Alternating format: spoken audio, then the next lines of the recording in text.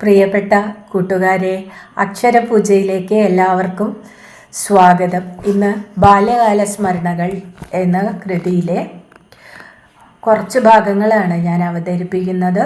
നാലപ്പാട്ട് തറവാടിനെക്കുറിച്ചും നാലപ്പാട്ട് നാരായണമേനോനെക്കുറിച്ചും ഒക്കെ വിവരിക്കുന്ന ഭാഗങ്ങളാണ് ഇന്ന് പ്രധാനമായിട്ടും വായിക്കുന്നത്.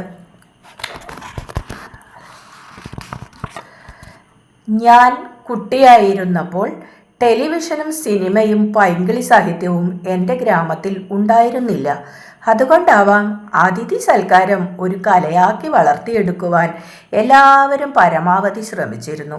അവരുടെ താമസം ദീർഘിപ്പിക്കുവാനായി സ്വാദിഷ്ടങ്ങളായ ആഹാരവസ്തുക്കളും പാരിതോഷികങ്ങളും ആതിഥേയർ നൽകാറുണ്ടായിരുന്നു. നാലപ്പാട്ട് വന്നെത്താറുള്ള അതിഥികൾ കുറഞ്ഞത് ഒരാഴ്ച കാലമെങ്കിലും അവിടെ സന്തുഷ്ടിയോടെ തങ്ങാറുണ്ടായിരുന്നു. അമ്മാമൻ്റെ സംഭാഷണ ചാതുര്യം ആസ്വദിച്ചുകൊണ്ട് അവർ സമയം പോകുന്നത് പോലും അറിയാതെ മിക്ക സമയവും പൂമുഖത്ത് വിശ്രമിച്ചു. അവർ പ്രശസ്തരായിരുന്നു. അഭിഭാഷകരും സാഹിത്യകാരന്മാരും നയതന്ത്രജ്ഞരും ഭിഷഗ്വരന്മാരും ജ്യോത്സ്യന്മാരും അമ്മാമൻ്റെ സുഹൃത്തുക്കളായിരുന്നു. സുഹൃത്തുക്കളിൽ മുഖ്യൻ തീർച്ചയായും ശ്രീ കുട്ടിക്കൃഷ്ണ മാരാരായിരുന്നു. കൊല്ലത്തിൽ 2 തവണയെങ്കിലും അദ്ദേഹം നാലപ്പാട്ട് വന്നെത്താറുണ്ടായിരുന്നു. ഓരോ സന്ദർശനവും 2 ആഴ്ചക്കാലം നീണ്ടുനിന്നു. അമ്മാമൻ്റെ മരണശേഷം പ്രസിദ്ധീകരിച്ച ഒരു ലേഖനത്തിൽ അമ്മാമൻ പണം കടം കൊടുക്കുവാൻ വിസമ്മതിച്ചതായി സൂചിപ്പിച്ചിരുന്നു. അതുകൊണ്ടാവാം അമ്മാമൻ്റെ അവസാന വർഷങ്ങളിൽ മാരാർ നാലപ്പാട്ടേക്ക് വരാതിരുന്നത്. അമ്മാമൻ രാജാവിനെ പോലെ ജീവിച്ചു. പക്ഷേ അദ്ദേഹത്തിൻ്റെ കൈവശം പണമുണ്ടായിരുന്നില്ല. പണമുണ്ടാക്കാൻ യാതൊരു മാർഗവും അദ്ദേഹത്തിൻ്റെ മുമ്പിൽ ഉണ്ടായിരുന്നതുമില്ല. പുസ്തകങ്ങൾ വിൽക്കുക എളുപ്പമല്ലായിരുന്നു. മാരാരുടെ അഭ്യർത്ഥന അമ്മാമനെ വളരെയധികം ദുഃഖിപ്പിച്ചിരിക്കണം. താൻ ദരിദ്രനാണെന്ന് തുറന്നു പറയുവാനുള്ള ധൈര്യം അമ്മാവന് ഉണ്ടായിട്ടില്ല എന്നു വരാം. ഏതായാലും ആ ഉത്തമ സുഹൃത്തുക്കൾ ഒരു തെറ്റിദ്ധാരണയാൽ പിരിഞ്ഞു. തെറ്റിപ്പിരിയുന്നതിനു മുമ്പ് മാരാർ നാലപ്പാട്ട് പലപ്പോഴും അതിഥിയായി താമസിച്ചു. അദ്ദേഹവും അമ്മാമനും തമ്മിൽ നടക്കുന്ന സംഭാഷണങ്ങൾ കേൾക്കുവാനായി കാതോർത്തുകൊണ്ട് ഞാൻ തെക്കിനിയിൽ അമ്മമ്മയുടെ മടിയിൽ തലവെച്ച് കിടക്കാറുണ്ടായിരുന്നു. മാരാരുടെ ശബ്ദം ദുർബലമായിരുന്നതുകൊണ്ട് അദ്ദേഹം പറഞ്ഞതൊന്നും എനിക്ക് മനസ്സിലായിരുന്നില്ല. അമ്മാമൻ്റെ സ്വരം ഉറച്ചതും സുപരിചിതവുമായിരുന്നു. എനിക്ക് മലയാളം പഠിക്കണമെന്ന് ഞാൻ അമ്മാമനോട് പറഞ്ഞപ്പോൾ മാരാർ കൊണ്ടുവന്നിരുന്ന മലയാള ശൈലി എന്ന പുസ്തകം അമ്മാമൻ എൻ്റെ നേർക്കു നീട്ടി. അത് വായിച്ചപ്പോഴാണ് എനിക്ക് ആ ഭാഷ കൈകാര്യം ചെയ്യുവാൻ പഠിഞ്ഞത്. മാരാർ ലജ്ജാലുവായിരുന്നു. അമ്മാമനോടല്ലാതെ മറ്റാരോടും അദ്ദേഹം സംസാരിച്ചതേയില്ല. അദ്ദേഹം പാമ്പിൻകാവിൻ്റെ വലത്തുഭാഗത്ത് കൂടിയും പടിഞ്ഞാറേ പറമ്പിൽ കൂടിയും നടന്നു. മറപ്പുരയ്ക്ക് പോകുമ്പോഴാണ് ജനലഴികൾക്കരികിൽ നിന്നുകൊണ്ട് സ്ത്രീകൾ അദ്ദേഹത്തെ നോക്കിക്കാണുക. മാരാരെ മാത്രമല്ല, ബാക്കി എല്ലാ അതിഥികളെയും സ്ത്രീകൾ ജനലഴികൾക്കിടയിലൂടെ നോക്കിക്കാണാറുണ്ടായിരുന്നു. അമ്മാവൻ്റെ കൂടെ ഇരിക്കുന്നവരെ വടക്കനിയുടെ പരന്ന അഴികളിലൂടെ നോക്കിക്കാണുക എളുപ്പമായിരുന്നു. മുത്തശ്ശിമാരും അമ്മമ്മയും ഏറെ നേരം ആരെയും നോക്കി നിൽക്കാറുണ്ടായിരുന്നില്ല. നോക്കി നിൽക്കത്തക്ക സൗന്ദര്യം ഒരതിഥിക്കും ഉണ്ടായിരുന്നുമില്ല. ചേലനാട്ട് അച്യുതമേനോനാണ് ഏറ്റവും അധികം ഊണ് കഴിച്ചിരുന്നത് എന്ന് ഞാൻ ഓർമ്മിക്കുന്നു. കൃഷിയെപ്പറ്റിയും ജന്മികുടിയാൻ ബന്ധത്തെപ്പറ്റിയും സദാസമയവും രോഷാകുലനായി സംസാരിച്ചിരുന്ന ഒരു ശങ്കരൻ നായരും ചിലപ്പോഴൊക്കെ നാലപ്പാട്ട് വന്നെത്താറുണ്ടായിരുന്നു.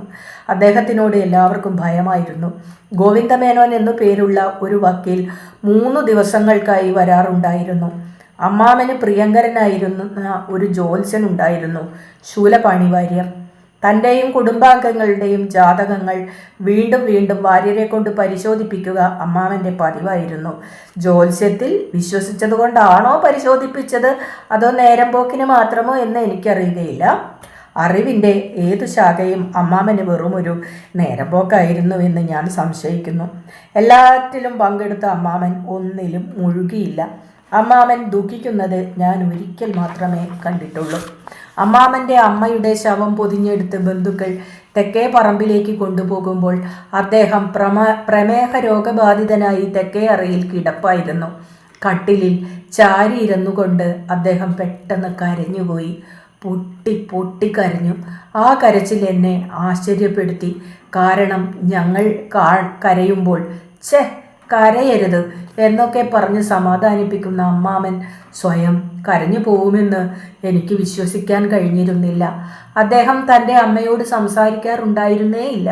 സ്ത്രീകളോട് പൊതുവിൽ എന്ന മട്ടിൽ തെക്കിനിയിലേക്കുള്ള വാതിലിൻ്റെ അടുത്ത് വന്നു നിന്ന് ഉറക്കെ വല്ലതും പറയും, അത്രമാത്രം.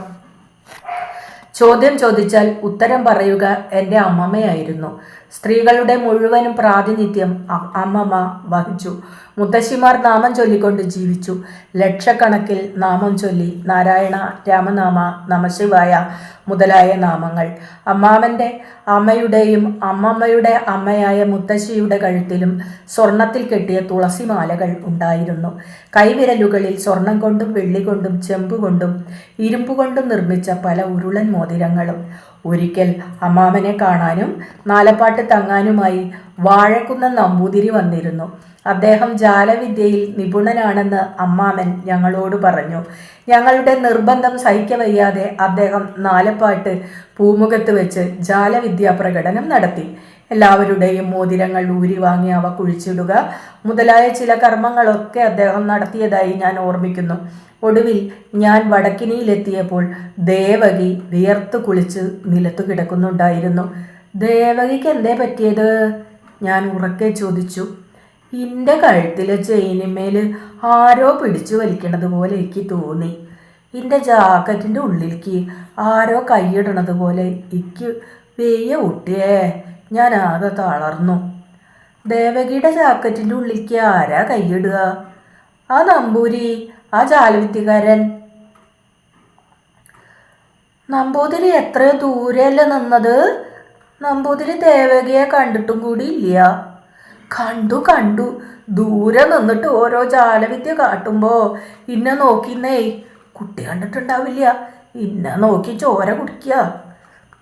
ദേവകിക്ക് വെറുതെ ഓരോന്ന് തോന്നണതാ, മുത്തശ്ശി പറഞ്ഞു. വെറുതെ അപരാധം പറഞ്ഞാൽ ദൈവദോഷം കിട്ടും. ഇന്ന ആർക്കും നോക്കാം, ഇന്ന ആർക്കും ഉപദ്രവിക്കാം, ചോദിക്കാരുമില്ലല്ലോ. ദേവകി ആവലാതിപ്പെട്ടു. അമ്മറാൾക്ക് നമ്പൂരി അച്ഛനോട് എന്താ ഇത്ര ഈറ? ഉണ്ണിമായ ചോദിച്ചു. ദേവകിക്ക് എല്ലാ ആണുങ്ങളോടും ദേഷ്യമല്ലേ?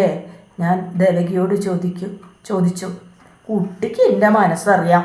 ദേവകി പിറുപിറുത്തു. അവൾ എഴുന്നേറ്റിരുന്നു. കൊലായിൽ തൂണും ചാരി നിന്നിരുന്ന ശങ്കരനെ നോക്കി. ആണുങ്ങളെ വിശ്വസിച്ച് അവർ ചതിക്കും കുട്ടിയെ. ആദ്യമൊക്കെ ചക്കരവാക്ക് പറയൂ, ഒടൂല അവർ ചതിക്കൂ. ദേവകിയെ ആണുങ്ങൾ ചതിച്ചോ? ഞാൻ ചോദിച്ചു. ഇന്ന ചതിക്കാൻ കിട്ടില്ല കുട്ടിയെ. ഏത് സുക്കടി സായിപ്പ് വന്നാലും ഇന്ന ചതിക്കാൻ കിട്ടില്ല കുട്ടിയെ. ആ പൂതി മനസ്സിൽ വെച്ചോട്ടെ. ദേവകിയുടെ ഉറക്കെയുള്ള സംസാരം കേട്ട് മുറ്റത്തേക്ക് കാക്കരിച്ച് തുപ്പിക്കൊണ്ട് ശങ്കരൻ അടുക്കളയിലേക്ക് പോയി. ഉണ്ണിമായ ചക്ക മുറിക്കുകയായിരുന്നു. അവൾ തല താഴ്ത്തിയിട്ട് കുലുങ്ങിച്ചിരിച്ചു. ഒടുവിൽ അവളുടെ മൂക്കിൻ്റെ അഗ്രത്തിൽ കുറച്ച് മുളഞ്ഞു പറ്റിപ്പിടിച്ചു. ആപ്പിടി മുളഞ്ഞായി, അവൾ വിളിച്ചു പറഞ്ഞു. മുത്തശ്ശിയും അപ്പോൾ ഉറക്കെ ചിരിച്ചു. അമ്മമ്മ ഊണ് കഴിഞ്ഞ് വിശ്രമിക്കാനായി മുകളിലേക്ക് പോയപ്പോൾ ലക്ഷ്മി എന്ന വേലക്കാരി ഓടി വന്ന് എൻ്റെ ചെവിയിൽ മന്ത്രിച്ചു. കൊർത്തി വന്നടക്കണു. ആര്? കയ്യ് നോക്കണോ കൊർത്തി? കുട്ടി കണ്ടിട്ടില്ലേ കൊർത്തിയോളെ? തത്തിയും കൊണ്ടുവന്നിട്ടുണ്ട്. കുട്ടി ഒരു മുക്കാല് കൊർത്തിക്ക് കൊടുത്താ തത്ത കൊക്കൊണ്ടൊരു ചീട്ടെടുക്കും. അതിലുണ്ടാവും കുട്ടിയുടെ തലയിലെഴുത്ത്. എവിടെ കൊർത്തി? ഒരപ്പരയുടെ ആത്ത് ഇരുത്തിയേർക്ക. വല്യമ്മ കണ്ട കൈ നോക്കിക്കാൻ സമ്മതിക്കില്ല. ഒരപ്പരയുടെ അകത്ത് വെറും മണ്ണിലിരുന്നോണ്ട്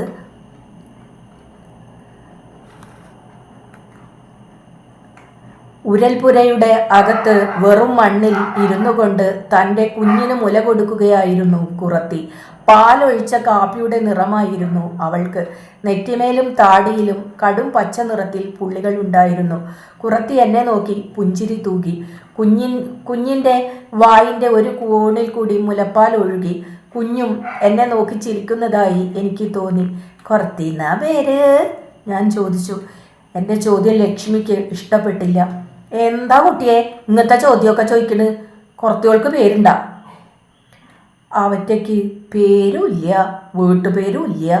അവറ്റ വീടാന്തരം കയറി ഇറങ്ങി നടക്കൂ. അവറ്റയ്ക്ക് വീടും ഇല്ല, നാടും ഇല്ല. രാത്രി എവിടെയാ കിടക്കുക? രാത്രി മരത്തിൻ്റെ ചോട്ടിൽ കിടക്കൂ, അല്ലെങ്കിൽ മലയുടെ അകത്ത് വല്ല ഗുഹയിലും. അല്ല കുറത്തിയെ? കുറത്തി തല കുലുക്കി വീണ്ടും എന്നെ നോക്കി മന്ദഹസിച്ചു. അവളുടെ വായിൽ താമ്പൂലമുണ്ടായിരുന്നു. അതുകൊണ്ടാകണം അവളുടെ ചുണ്ടുകൾ നന്നായി ചുവന്നിരുന്നു. എന്താ നെറ്റിയിലും താടിയുമ്മലും പുള്ളി പുള്ളിയായിട്ട് പച്ച നിറത്തില്? പച്ച കുത്തിയെടുക്ക. കുറത്തിയോളും കുറവന്മാരും പച്ച കുത്തിക്കും. ഒരു തൂശുകൊണ്ട് കുത്തിയിട്ട് ചോര പൊടിയുമ്പോൾ അയിമല് ഒരലട ചാറ് തേക്കാണ്, ലക്ഷ്മി പറഞ്ഞു. കുറത്തി അപ്പോഴും ഒന്നും മിണ്ടിയില്ല. എനിക്ക് ലക്ഷ്മിയുടെ വാഗ്ധോരണി നീരസമാണ് ഉണ്ടാക്കിയത്. ഞാൻ ചോദിക്കുന്ന ചോദ്യങ്ങളൊക്കെ ലക്ഷ്മി കുറത്തിക്കു പകരം ഉത്തരം പറയുന്നത് എനിക്ക് തീരെ ഇഷ്ടപ്പെട്ടില്ല. ഞാൻ അവളുടെ കൈ തട്ടി മാറ്റി കുറത്തിയുടെ അടുത്തേക്ക് ചേർന്നു നിന്നു. ഇങ്ങോട്ട് നിൽക്കുക കുട്ടിയെ, ലക്ഷ്മി അലറി. കുറത്തിയെ തോടണ്ട കുട്ടിയെ, അവറ്റയുടെ മേലപ്പടി ചേറാ. അപമാനിക്കപ്പെട്ടിട്ടും കുറത്തി പുഞ്ചിരി തൂവിക്കൊണ്ടേയിരുന്നു. എൻ്റെ മുഖം ഞാൻ കുറത്തിയുടെ കണ്ണുകളിൽ പ്രതിഫലിച്ചു കണ്ടു. അവരുടെ മുഖത്തു നിന്ന് പുകയിലയുടെയും പുതുമണ്ണിൻ്റെയും മണം ഉയർന്നു. ഇങ്ങോട്ട് മാറി നിൽക്കും കുട്ടിയെ, ഇല്ലെങ്കിൽ ഞാൻ ഇപ്പോൾ വല്യമ്മയെ വിളിക്കൂട്ടാ. കുറത്തിയെ തൊട്ട അപ്പം പോയി കുളിക്കണം. ഇവറ്റ അലഞ്ഞ് നടക്കണവരല്ലേ. കുറത്തിയുടെ വീട് എവിടെയാ? ഞാൻ ചോദിച്ചു. അപ്പോഴും കുറത്തി സംസാരിച്ചില്ല. എല്ലാ ചോദ്യങ്ങൾക്കും മറുപടിയായി തൻ്റെ പുഞ്ചിരി ഉണ്ടല്ലോ എന്ന നാട്യമായിരുന്നു അവൾക്ക്. കുറത്തിയോൾക്ക് വീടില്ലാന്ന് അറിയില്ല കുട്ടിയെ, ഞാൻ പറഞ്ഞില്ല കുട്ടിയെ, കുറത്തിയോൾക്ക് വീടും കൂടി ഇല്ലയെന്ന്. കുട്ടിക്ക് എന്നെ വിശ്വാസമില്ല അല്ലേ? ലക്ഷ്മി പോയി ഉറങ്ങിക്കോളോ, ഞാൻ വേലക്കാരിയോട് പറഞ്ഞു. അതെ അതെ, ഞാനങ്ങോട്ട് ഉറങ്ങാം. ആ തനിച്ച നോക്കിയിട്ട് കുറത്തി ഇവിടുത്തെ കുട്ടിയെ കൊണ്ട് നടന്നാലോ? കുറത്തി തലയാട്ടി. അവളുടെ കണ്ണുകൾ തിളങ്ങി. കുറത്തി എന്നെ പിടിച്ചോണ്ട് പോയില്ല. ഓ, ഞാൻ ചോദിച്ചു. ഇല്ല, അവൾ പറഞ്ഞു. കുട്ടി 2.25 തരൂ. ഇൻറ്റി കുട്ടറേൻ കൈ നോക്കി തരുമോ? കൂട് തുറന്ന് തത്തയെ പുറത്തേക്ക് എടുക്ക്, തത്ത ഷീട്ടെടുക്കട്ടെ, ലക്ഷ്മി പറഞ്ഞു. അപ്പോഴാണ് ഞാൻ ആ തത്തയെ ആദ്യമായി കണ്ടത്. അതിൻ്റെ കൂട് ഒരു ചുവന്ന തുണി കൊണ്ട് മൂടി വെച്ചിരുന്നു. ആ തുണി നീക്കി കൂടെടുത്ത് തൻ്റെ മുഖത്തോട് അടുപ്പിച്ചുകൊണ്ട് കുറത്തി പറഞ്ഞു. തത്തമ്മയ്ക്ക് ശീലായ്മ, ഇന്ന് തത്തമ്മ ചീട്ടെടുക്കില്ല. താത്ത ചീട്ടെടുക്കില്ലെങ്കിൽ കാശും കിട്ടില്ല, ലക്ഷ്മി പറഞ്ഞു. കുറത്തിയുടെ മുഖം മ്ലാനമായി.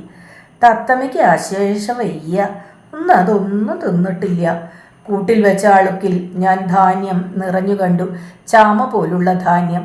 കുറച്ച് പാല് കൊടുത്താലോ, ഞാൻ ചോദിച്ചു. തത്തമ്മ ഒന്നും കുടിക്കില്ല, തത്തമ്മയ്ക്ക് വയ്യ. എന്താ ഈ തത്തയ്ക്ക്? തൂറ്റലാ, രാവും പകല് തൂറ്റലാ, കണ്ണ് പറ്റിയിട്ടാ. അത് ചാവോ, ഞാൻ ചോദിച്ചു. അറിയില്ലമ്മ, കുറത്തി പറഞ്ഞു.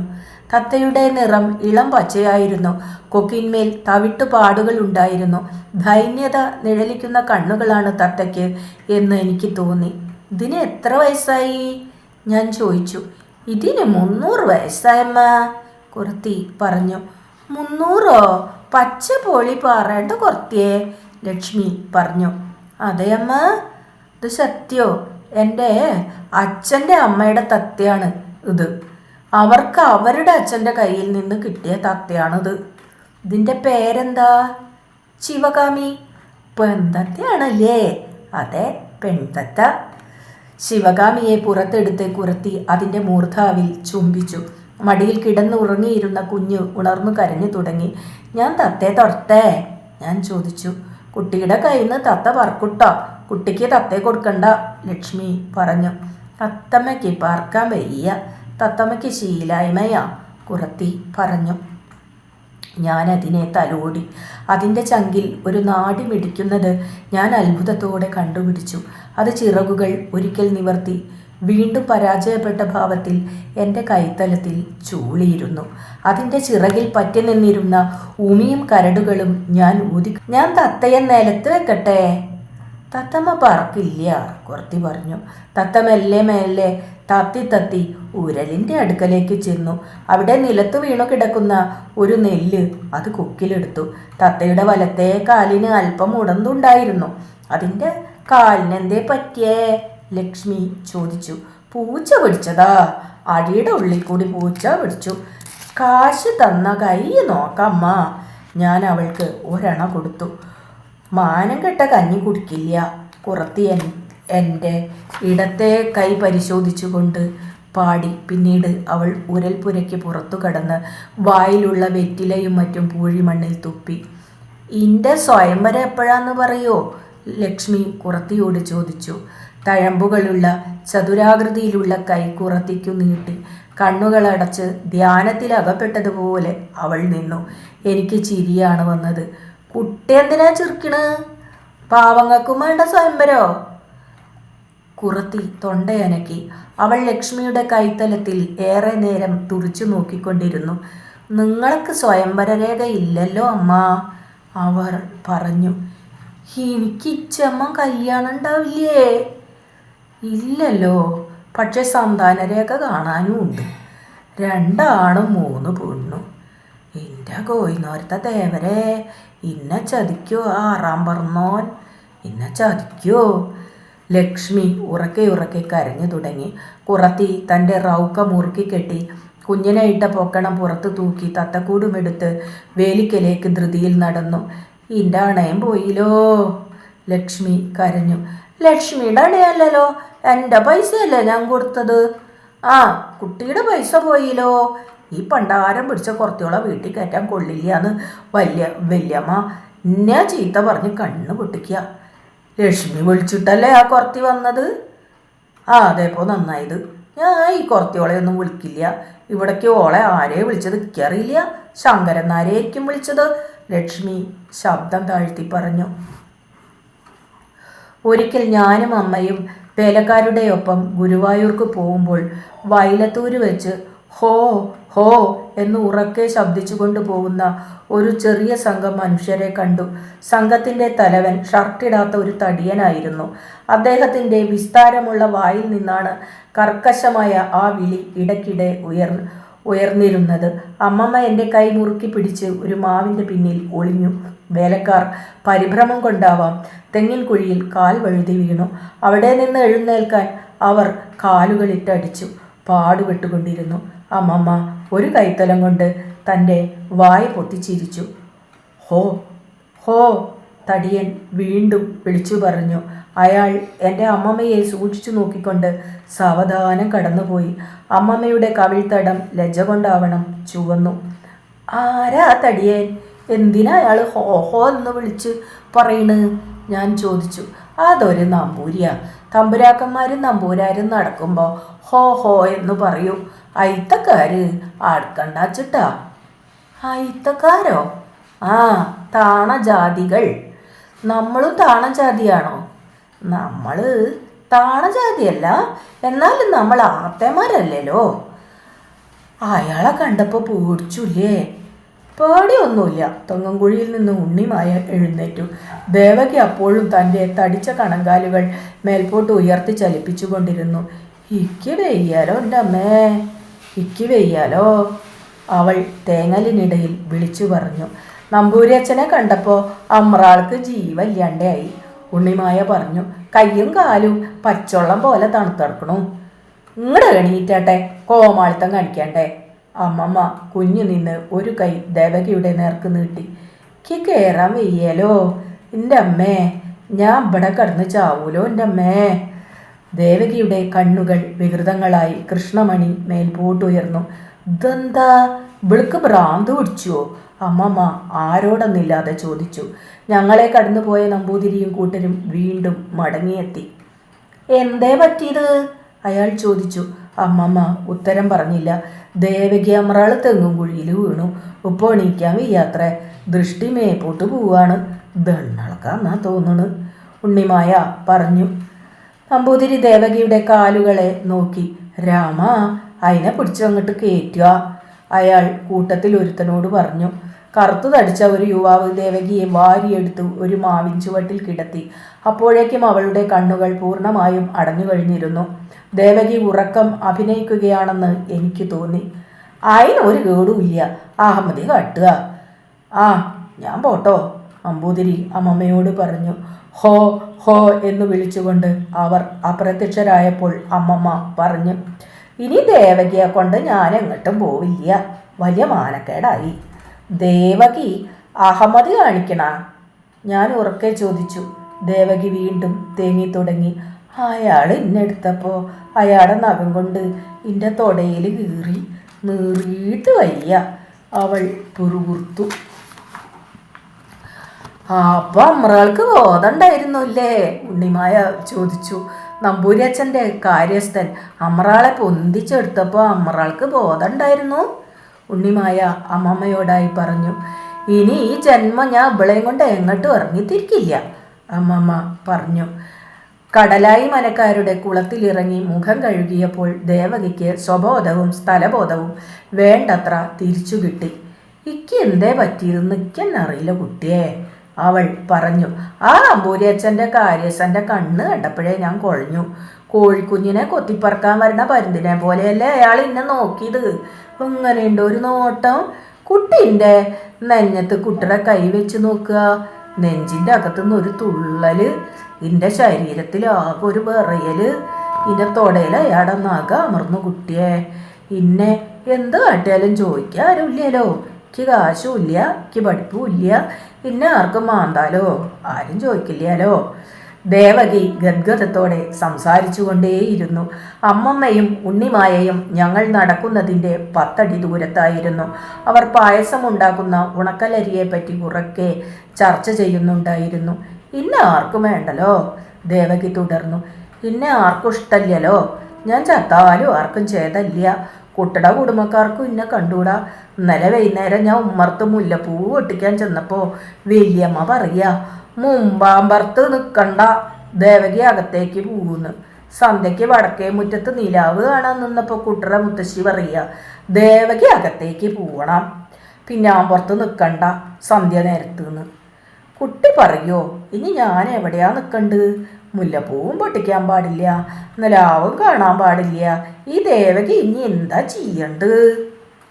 പെട്ടെന്ന് എൻ്റെ കണ്ണുകൾ നിറഞ്ഞു. പാവങ്ങളിലെ കൊസത്തിനെ പോലെ ഒരു ദുഃഖ കഥാപാത്രമാണ് ദേവകി എന്നെനിക്ക് തോന്നി. ഞാൻ അവളുടെ പരുത്ത കൈത്തലം പിടിച്ചു. എനിക്ക് കരച്ചിൽ നിയന്ത്രിക്കാനായില്ല. എൻ്റെ തേങ്ങൽ കേട്ട് ഉണ്ണിമായ തിരിഞ്ഞു നോക്കി. അതേപ്പോ നന്നായത്, കുട്ടിയെ കരയിപ്പിച്ചു അമ്രാള്, അവൾ പറഞ്ഞു. ഞാനൊന്നും ചെയ്തില്ല, ദേവകി പറഞ്ഞു. അമ്മമ്മ മടങ്ങി വന്ന് എന്നെ ആശ്ലേഷിച്ചു. ദേവകിക്ക് ഒന്നും പറ്റിയിട്ടില്ല കമലേ, അവള് വെറുതെ അഹമ്മതി കാട്ടിയതല്ലേ. ഒരാളുടെ വ്യസനം കാണാൻ വയ്യാന്നായ കമല എങ്ങനെയാ ജീവിക്കുക? അവളെ എടുത്തോളൂ ഉണ്ണിമായേ, വെയിൽ മൂക്കുമ്പോഴേക്കും നമുക്ക് ഗുരുവായൂരെത്തണ്ടേ. നിങ്ങൾ അഹമ്മതി ബാക്കിയുള്ളവരെ അടുത്ത് പോരെ മറളെ, കൂട്ടറടുത്ത് വേണോ? ഉണ്ണിമായ ചോദിച്ചു. ദേവകി തൻ്റെ വലിയ നാസാരന്ധ്രങ്ങൾ വികസിപ്പിച്ചു. അവളുടെ കണ്ണുകൾ ചുവന്നു കാണപ്പെട്ടു. അവർ മറ്റൊരു തെങ്ങിൻ കുഴിയിൽ ഇറങ്ങി കാഴ്ചയിൽ നിന്നും പെട്ടെന്ന് മറഞ്ഞു. പിന്നെയും വീണോ തെങ്ങിൻ കുഴിയിൽ? അമ്മമ്മ ചോദിച്ചു. അമ്മറാള് മൂത്രം മുത്തറങ്ങിയതാ, ഇക്ക് കേക്കാണ്ട് ശബ്ദം, ഉണ്ണിമായ പറഞ്ഞു. അമ്പാഴത്തേൽ കുടുംബത്തിൽ അന്ന് ഭാഗം കഴിഞ്ഞിരുന്നില്ല. ഞങ്ങളുടെ അമ്മായിയുടെ സഹോദരന്മാരായി 3 പേരും സഹോദരിമാരായി 3 പേരും ആ വീട്ടിൽ ജീവിച്ചിരുന്നു. ഏറ്റവും ഇളയ സഹോദരിയായിരുന്നു ശാരദോപ്പു എന്ന പേരിൽ അറിയപ്പെടുന്ന ശാരദമ്മ. അവരും ഭർത്താവും കുട്ടികളും ഒരാഴ്ചയുടെ ലീവിൽ നാട്ടിലെത്തിയ കാലത്താണെന്ന് തോന്നുന്നു താഴെ പറയുന്ന 2 വാക്കുകൾ പെട്ടെന്നൊരു ദിവസം അന്തരീക്ഷത്തിൽ മാറ്റൊലിക്കൊണ്ടത്. മുൻസീഫ് വരുന്നു. മുൻസീഫും ഭാര്യയും ശാരദോപ്പുവിൻ്റെയും ഭർത്താവായ എഞ്ചിനീയർ കുമാരമേനോൻ്റെയും മിത്രങ്ങളായിരുന്നു. കുലീനർ, സംസ്കാരമുള്ളവർ, ശാസ്ത്രീയ സംഗീതത്തിൽ ജ്ഞാനമുള്ളവർ, എല്ലാത്തിനും പുറമെ ധനികർ. മുൻസീഫ് വരുന്നുണ്ട്, മാലതിക്കുട്ടി എന്നോട് പറഞ്ഞു. 4 ദിവസം അമ്പാഴത്തേൽ താമസിക്കുന്ന കേട്ടത്. മക്കളും വരുന്നുണ്ട്. നമ്മുടെ പ്രായത്തിൽ ഒരു കുട്ടിയുണ്ട് ഇത്രേ. രസമായി നമുക്ക് കളിക്കാലോ. പടിഞ്ഞാറേ കോലായിൽ നിന്ന് അമ്മായിയുടെ മൂത്ത സഹോദരി ചെറിയോപ്പു എന്ന് വിളിക്കുന്ന പാറുക്കുട്ടിയമ്മ തൻ്റെ സഹോദരന്മാരും സഹോദരിമാരും വീട്ടിലെ കുട്ടികളും വേലക്കാരും ധർമ്മം യാചിക്കാൻ വരുന്നവരും പശുക്കളും എല്ലാം കേൾക്കുവാൻ എന്ന മട്ടിൽ ഉറക്കെ വിളിച്ചു പറഞ്ഞു, മുൻസീഫ് വരുന്നുണ്ട്. മീനാക്ഷിയേടത്തിയുടെ മേൽനോട്ടത്തിൽ ഉമ്മറത്തും തളത്തിലും അഞ്ചാംപുരയിലും വെള്ളമൊഴിച്ച് നിലം കഴുകൽ ഉടനെ ആരംഭിച്ചു. ഇടത്തെ കൈത്തലത്തിൽ നിതംബം താങ്ങിക്കൊണ്ട് മറുകൈയിൽ കുറ്റിച്ചൂലുമായി മറിയ നേർത്ത പുഞ്ചിരിയുമായി ഇങ്ങോട്ടും ഇങ്ങോട്ടും നടന്നു. അവർക്ക് അന്ന് ഏകദേശം 20 വയസ്സായിരിക്കണം. തടിച്ച ശരീരം, സ്പ്രിങ് പോലെ ചുരുണ്ട മുടി, ഹിന്ദുക്കളുടെ ജാക്കറ്റും ക്രിസ്ത്യാനികളുടെ വിശറിമുണ്ടുമായിരുന്നു വേഷം. ഇട്ടിയച്ചൻ്റെ ഭാര്യ മറിയ, മറ്റൊരു മറിയ, മെലിഞ്ഞ ദേഹപ്രകൃതിയുള്ളവളായിരുന്നു. അവർ സദാസമയവും ജോലിയുടെ ഭാരത്തെപ്പറ്റി പരാതിപ്പെട്ടുകൊണ്ടിരുന്നു. അവരുടെ കയ്യിൽ തേപ്പിൻ ചട്ടിയും പാളകഷ്ണങ്ങളും കണ്ടു. അവരുടെ സംഘത്തിൽ ഒരു വലിയ റോതു, ചെറിയ റോതു എന്ന് വിളിക്കപ്പെടുന്ന 2 സ്ത്രീകൾ കൂടി ഉണ്ടായിരുന്നു. മുറികൾ വൃത്തിയാക്കുന്നതിനിടയിൽ ചില്ലറ കലഹങ്ങളുടെ അപസ്വരവും ഞങ്ങൾക്ക് കേൾക്കാമായിരുന്നു. നിലം വൃത്തിയാക്കിയതിനു ശേഷമാണ് മുറ്റത്തെ പുല്ലുപറിക്കൽ എന്ന ലഘു പരിപാടി ആരംഭിച്ചത്. അതും ക്രിസ്ത്യാനി സ്ത്രീകളുടെ ചുമതലയായിരുന്നു. പിന്നീട് അമ്പാഴത്തേൽ വീട്ടിലെ ഭൃത്യസംഘം അയൽക്കാരുടെ അടുത്തെത്തി. നാലപ്പാട്ട് കിഴക്കേക്കോലായിന് അഭിമുഖമായി സ്ഥിതി ചെയ്തിരുന്ന അമരപ്പന്തലിൽ നിന്ന് ആയിരക്കണക്കിൽ അമരയ്ക്ക അവർ നുള്ളിയെടുത്തു. വടുകപ്പുളി നാരകം കുലുക്കി 10-12 നാരങ്ങ തള്ളിയിട്ടു. വടക്കേ പറമ്പിൽ നിന്നിരുന്ന വെണ്ടത്തോട്ടത്തിൽ നിന്ന് മൂപ്പത്താത്ത വെണ്ടയ്ക്ക പറിച്ചെടുത്തു. കയ്പ പന്തലിൽ നിന്ന് കയ്പയ്ക്കയും തെങ്ങിൻ കടക്കൽ പന്തലിൽ കിടന്നിരുന്ന മത്തവള്ളിയിൽ നിന്ന് മത്തനും പൊട്ടിച്ചെടുത്തു. ആ മൂവാണ്ടൻ്റെ മാങ്ങ പൊട്ടിക്കണ്ട, അത് കുട്ടിയോക്ക് വലിയ ഇഷ്ടമാണ്, മുത്തശ്ശി വിളിച്ചു പറഞ്ഞു. മൂവാണ്ടൻ മാവിനെ നോക്കാതെ പോവുകയായിരുന്നു ഇട്ടിയച്ചനും ചാപ്പൻ നായരും അച്യുതനും. മുത്തശ്ശിയുടെ വാക്കുകൾ കേട്ടപ്പോൾ അവർ പിന്തിരിഞ്ഞു നോക്കി. മൂവാണ്ടൻ മാവിൽ കൈ ഉയർത്തിയാൽ കിട്ടുന്ന വിധത്തിൽ മൂത്ത മാങ്ങകൾ നിൽക്കുന്നത് അവരും കണ്ടുപിടിച്ചു. മുൻസിപ്പിനും കുട്ടികളുണ്ടേ, അവറ്റയ്ക്ക് മാങ്ങ തിന്നാൻ പൂതിയുണ്ടാവും വല്യമേ, ചാപ്പൻ നായർ പറഞ്ഞു. മാവിൻ്റെ മുകളിൽ കയറിയത് അച്യുതനായിരുന്നു. ഒരു കൊമ്പ് പൊട്ടി വീണു. വട്ടിയും കൊട്ടയും നിറച്ചു മടങ്ങുന്ന വഴി പാടത്തു നിന്നും വെള്ളരിക്ക പൂവലും മാമ്പുള്ളി കൃഷ്ണൻ്റെ മുറ്റത്തു നിന്ന് ചുവന്ന ചീരയും പൊട്ടിച്ചെടുക്കാൻ അവർ മറന്നില്ല. എല്ലാം കൂടി എത്ര ആൾ വരുന്നുണ്ട്? അമ്മമ്മ ആരോടൊന്നില്ലാതെ ചോദിച്ചു. അതിന് ഉത്തരം ആർക്കും പറയാൻ കഴിഞ്ഞില്ല. അമ്പാഴത്തേൽ ഉരൽപുരയിൽ അവിലിടിക്കുന്നുണ്ടെന്ന് ഉണ്ണിമായ വന്ന് റിപ്പോർട്ട് ചെയ്തു. നല്ല ചോന്ന അവില. ഉച്ചഭക്ഷണം കഴിഞ്ഞ് എല്ലാവരും വിശ്രമിക്കുമ്പോഴാണ് അമ്പഴത്തിൽ നിന്ന് വീണ്ടും സന്ദർശകരെത്തിയത്. കോയിഷാർ ലജ്ജയാൽ പകുതി താഴ്ന്ന മുഖത്തോടെ വന്ന് തെക്കേ കോലായിൽ നിന്ന് മുരടനക്കി. എന്താ കോയിഷാരെ? മുൻസിപ്പിന് മേശപ്പുറത്താ ഇല വെക്കണ്. ഒരു മേശവിരി വേണം. കലിക്കത്തേന്ന് കൊണ്ടുവന്ന വിരി വെല്ലുണ്ടെങ്കിൽ തരാൻ പറഞ്ഞു. അതേ നിമിഷത്തിൽ കിതച്ചു കൊണ്ടെത്തിയ മറ്റൊരു ദൂതൻ പറഞ്ഞു, ചായക്കോപ്പ വേണമെന്ന് പറഞ്ഞു. അടിയിൽ വെക്കാൻ തോസറും. മുൻസിപ്പിന് ചായ കുടിക്കാനാ? അമ്മമ്മ പരിഭ്രാന്തയായി കിഴക്കേ മുറിയിലേക്ക് ഓടി. അമ്മമ്മയുടെ കവിളുകൾ തുടുത്തു. കപ്പിലൊക്കെ പൊടിയാ. വിയന്നായർ വരുമ്പോഴേ ഇവിടെ ഇതൊക്കെ ഉപയോഗിക്കാറുള്ളൂ. സോപ്പിട്ട് കഴുകാൻ പറയണം കേട്ടോ, അമ്മമ്മ പറഞ്ഞു. 6 കപ്പുകളും അടിപ്പിഞ്ഞാണങ്ങളും അമ്മമ്മ റപ്പായിക്ക് എടുത്തു കൊടുത്തു. വക്കത്തു മാത്രം നേർത്ത സ്വർണ്ണരേഖയുള്ള വെള്ളിക്കപ്പായിരുന്നു അവ. ഇംഗ്ലണ്ടിൽ നിർമ്മിച്ച ബോൺ ചൈന. സൂക്ഷിച്ചു കൊണ്ടോണേ, അമ്മമ്മ റപ്പായിയെ ഓർമ്മിപ്പിച്ചു. ഇതൊന്നും പൊട്ടിച്ചാൽ ഇനി ഈ നാട്ടിലൊന്നും മേടിക്കാൻ പാകില്ല, അത് മറക്കണ്ട, ഞങ്ങളുടെ വേലക്കാരി വിളിച്ചു പറഞ്ഞു. ഓ പിന്നെ പൊന്നോണ്ടുണ്ടാക്കിയ കോപ്പയല്ലേ, റപ്പായി പുറപുറത്തു. അയാൾ അവയെല്ലാം അലസമായി ഒരു ചാക്കിൽ കെട്ടി ആ കെട്ട് ചുമലിൽ തൂക്കി നടന്നു തുടങ്ങി. അമ്മമ്മ മുകളിൽ നിന്ന് അലക്കി വെച്ച ഒരു ഖദർ മേശവിരി എടുത്തുകൊണ്ടുവന്നു. തവിട്ട് നിറത്തിലുള്ള പൂക്കളും ഇലകളും നിറഞ്ഞ തുണി, 4 അറ്റത്തും പൊടിപ്പുകൾ. ഇത് മതിയോ കോയിശാരെ? മതി മതി, ധാരാളം മതി.